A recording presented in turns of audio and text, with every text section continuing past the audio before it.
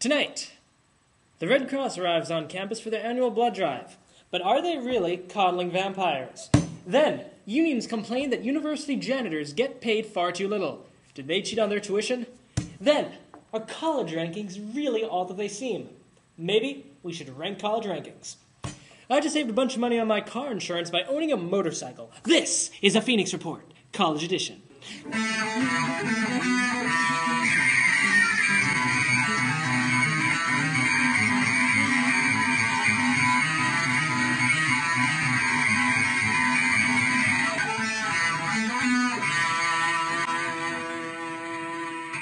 So, welcome to the Phoenix Report, everybody. We got...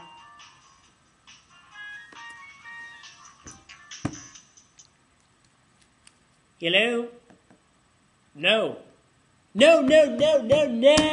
How many frickin' times have I told you this, okay? You've got to cut in the baking soda before you put in the bags. I mean, seriously, I thought you knew that. Are you, like, out of practice or something? I mean, seriously, how the hell do you expect this stuff to sell without your soda? I gotta go.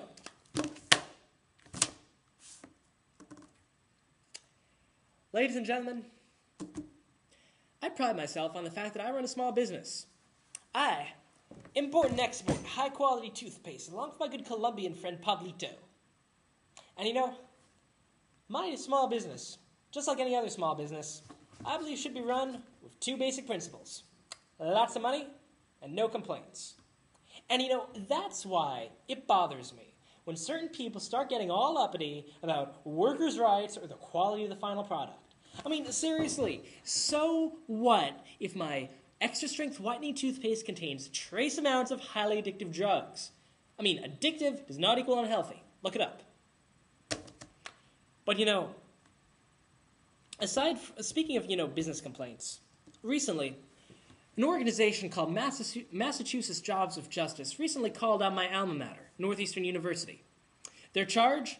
That out of the Boston area's 100 colleges or universities, Northeastern University janitors make less money than anybody else. And you know what? This bothers me, okay? I did not come to college for your fancy pants education or your fancy pants giving a crap about anything else, okay? And hey, Massachusetts Jobs of Justice, your constant campaigning for a better world is interfering with my God-given right to not give a shit. I mean, think about it. Why the hell should janitors get paid anything above starvation wages? I mean, university students, and I don't know if you know this, university students are already up to their bloodshot party-going eyelids in debt. According to dailycost.com, the average college student will graduate with about $40,000 in bills. And you know what? If this campaign succeeds, and university janitors have their salaries go up, according to the university administration, it would increase our tuition by an astronomical 2,000 cents. And it would be the figurative straw that breaks the figurative camel's figurative back. And it would cause a cascade of student bankruptcies. Yeah, that's true.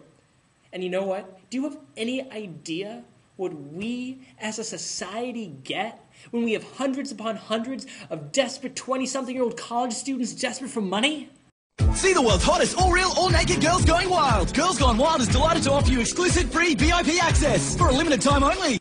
Yes. Yes, it's true.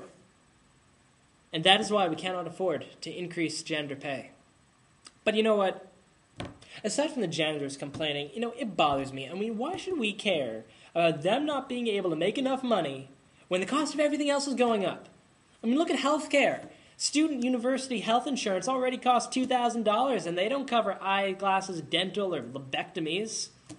Hell, I don't even know what a lobectomy is, but they should cover it. But you know what? Luckily for me, my good friend Pablito gave me some excellent advice on how to avoid the spiraling cost of healthcare. The human organ black market. Yes, that's right, folks. Human spleens are going for $37,000 each. Kidneys, $14,000 each. Gallbladders, $4,000 a piece, and the price is only going to go up, people. The price is only going to go up.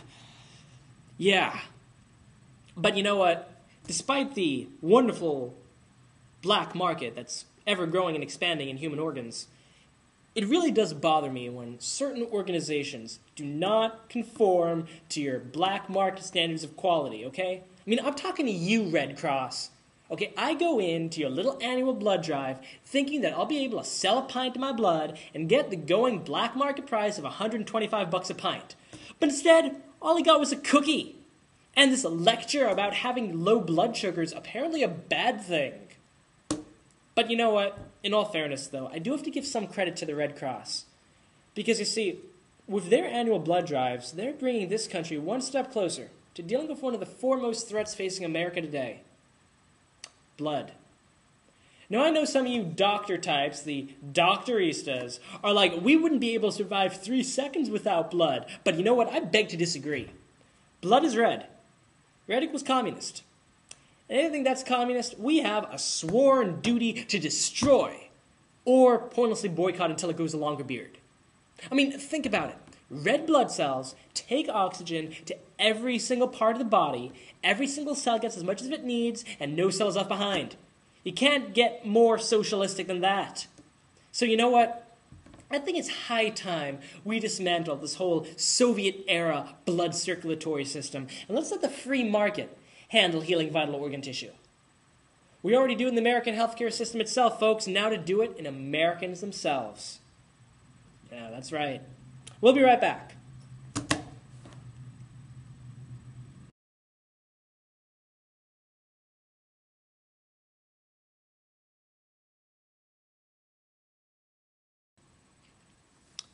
So, welcome back, ladies and gentlemen. Now, you remember this janitor story we talked about earlier?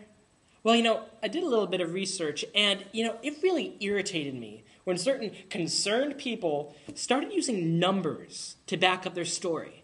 I mean, yeah, what is up with that? I mean, they were like, ooh, university adjunct professors and janitors are living in poverty, while the university president gets a $2.8 million retirement package. Ooh! I mean, seriously. So what if Northeastern University's president gets 120 times more than what the average janitor makes? I mean, doesn't the university president's job feel 120 times more important? Well, you know what? It should. And the reason why is the subject of tonight's word. Basic math. You see, basic math is an excellent description of why the university president deserves so much money. I mean, look at current Northeastern University president Joseph Aoun. He not only is trying to put Northeastern University on the top 100 colleges list, but he is trying to convince students that college rankings in magazines they never actually read actually matter. And I mean, think about it. This man here, he's the man who has to convince high school students all across the country that his college is hip or with it or fly, even if their parents have to declare bankruptcy for them to go there. I mean, essentially, this man here has to bring sexy back to college. Do you honestly think he has an easy time doing that? And besides, it all comes down to a question of priorities. If you were to look at the university budget, both the university president and administration have said that putting the university on the top 100 college list is their number one priority, and there simply is no more money left over for increasing janitor pay. And you know what? That's perfectly understandable. I mean, more students every single year apply to higher-ranked schools than lower-ranked schools, like colleges ranked on the U.S. News and World Report's top 100 colleges list. This set of college rankings reaches tens of millions of people every single year and ranks every single college in the country. And in the process, U.S. News and World Report shows us what we already know to be true, that the more famous your university is, the better it is for you. And you know what? That's the way it's always been. I mean, think about it.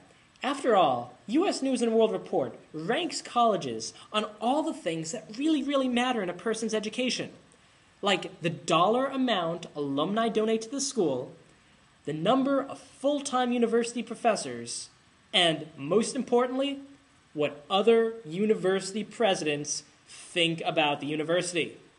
I mean, it's like deciding what the ranking is for baseball teams and deciding where the New York Yankees are going to be in the league by asking the coach of the Boston Red Sox. Perfectly good idea. And you see, that's why the university president deserves so much more money. Because not only does he have to rank how good other schools are, but he has to convince students that this system actually works. He has to convince people that this system that currently ranks Northeastern University as America's 96th best college is a perfectly justifiable reason for them to go there. And you see, that's hard work. And that is why Northeastern University's president should get paid 120 times more than a janitor. So please, Northeastern University students, stop worrying about other people and start thinking about yourself. You know that cute purse you saw on TV? Go out and buy it with the $20 you're not paying to the janitors. Or you know that blender that you saw on the shopping channel? You know the one that works when you see it on TV but not when you actually get it home? You can buy that too for the $20 you just saved. Go get that fancy cheesecake factory dinner you've been wanting. Go get that fancy wallet or that better fake pearl necklace with actual real fake pearls. And just convince yourself, if you're feeling any guilt, that Northeastern University janitors make an excellent 5-figure salary. Or just convince yourself that because they're Hispanic, they're obviously illegal. I mean, think about it. No problem has to be a problem if you don't want it to be. And you know, as for university presidents and their $2.8 million compensation package, I mean, don't worry about it. Former university president Richard Freeland, who's getting this $2.8 million retirement package, he's already 68 years old? That means, according to the CIA World Factbook, he only has an average of about 8 years left to live. And if you, like him, have spent your entire life dealing with all the crap students can throw at you on a daily basis, don't you deserve $360,000 a year? Hell, it's just basic math. And that's the word. We'll be right back.